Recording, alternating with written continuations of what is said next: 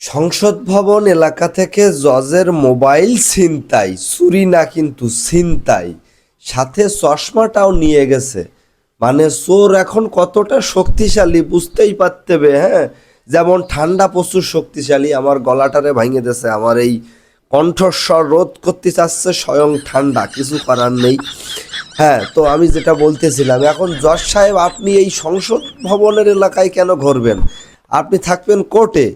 এখন এই চুরি যে করেছে, এখন এই চুরিটা সাধারণ বিষয়, আপনি ক্ষমা করে দেন।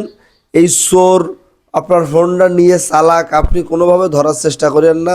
চশমাটা যদি পাওয়ার থাকে, যদি নর্মাল চশমা থাকে তাহলে চোখে দিতে পারবে, কিন্তু পাওয়ার থাকলে আবার ওই কাঁচ চেঞ্জ করতে হবে, আর কাঁচ চেঞ্জ করতেও অনেক টাকা।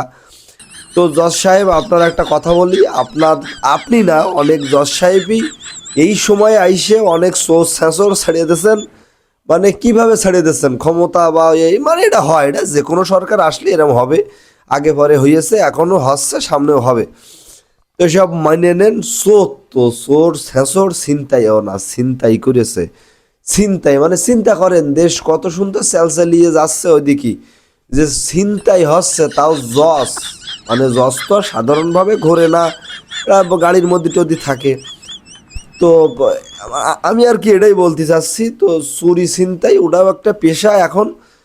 তো আপনাদের উদ্দেশ্যে একটা কথা বলবো, যারা ভিডিও দেখতেছেন শেয়ার করবেন, করে পরে মানে আপনি আপনার ফোন, মানি ব্যাগ সাবধান করবেন। যদি গাড়িতে বসে আমার এই ভিডিও দেখে থাকেন, অবশ্যই মানি ব্যাগে হাত দেবেন এবং ফোনটা শক্ত করে ধরবেন।